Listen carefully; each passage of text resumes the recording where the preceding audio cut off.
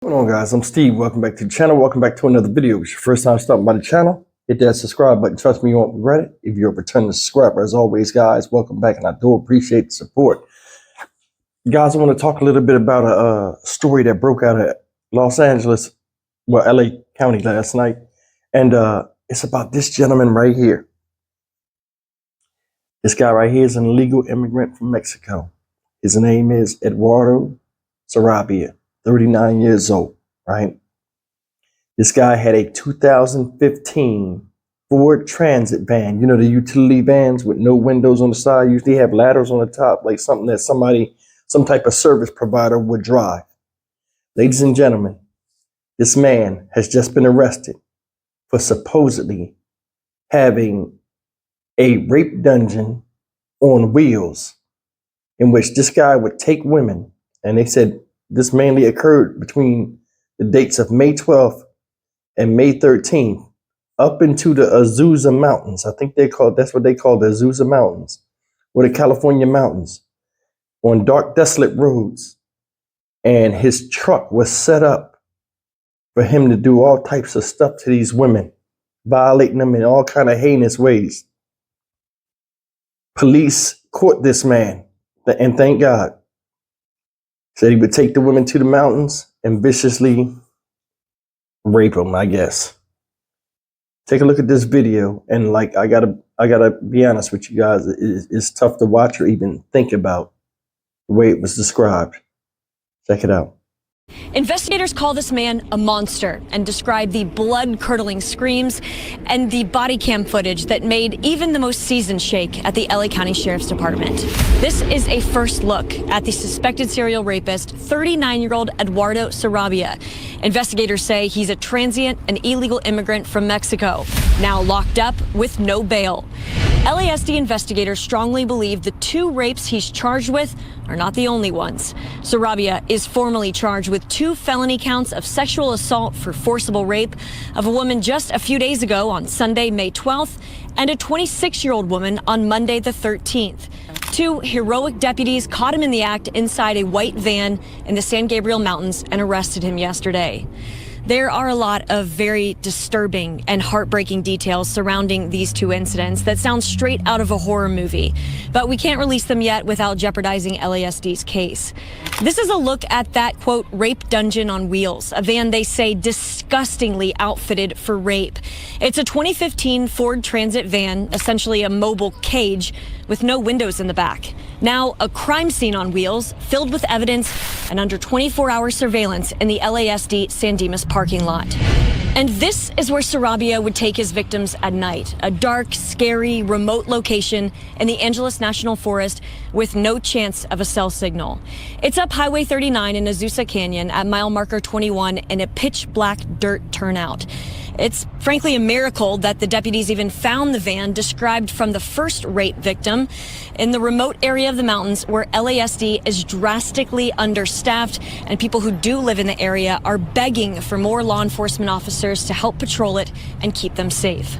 The Special Victims Bureau strongly believes there are more rape victims and needs the public's help for those victims to come forward and help ensure this man stays locked up and doesn't harm anybody else.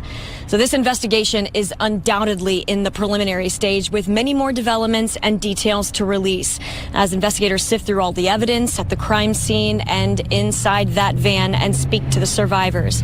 If you have any information, please call the Special Victims Bureau of the LA County Sheriff's Department right away. Sarabia will be back in Pomona Court at the end of June. I'm Haley Winslow, Fox 11 News. Story of Mr. Eduardo Sarabia. Let me say it like that. And police are not really giving a lot of details, but they are saying this. They said, you know, because of the nature of how his van was set up, they have, without a shadow of a doubt, believe that there are more victims that need to come forward. But think about this. This guy was transient, meaning he could be anywhere at any time. Said he's a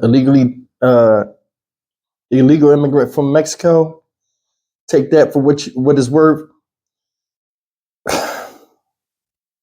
This guy had a utility van. He was driving women off of dirt roads.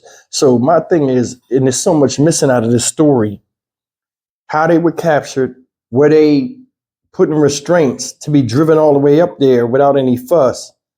And he had a dirt road and stuff that he was taking these women to. And this is the thing about it. Police said they heard screams. He was on a dirt road. There's so much that needs to be filled in. A lot of blanks need to be filled in. But either way, they said he did this on May 12th. They said he did it on May 13th. So they only caught him one time. So where'd the other victim come from? And when was this reported? But either way, you know what this reminds me of? And I'm going to just say this real quick. Just the whole thing of all of this stuff. Like, I mean, it's a super rise in sex crimes, crimes against children, you know, of a sexual nature.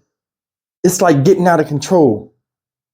It reminds me of, you ever seen a movie, or like some of you guys might have had experienced this. You have a parent at the house and the parent says, hey, I'm going to go lay down. I want y'all to keep the noise down and don't do what you want to, you know, don't tear the house up. Just do what you're supposed to be doing and be quiet so I sleep. If I got to wake up, I'm going to come out here and do something. Okay. And as soon as that person, the parent or whatever, goes in the room and closes the door, all hell breaks loose.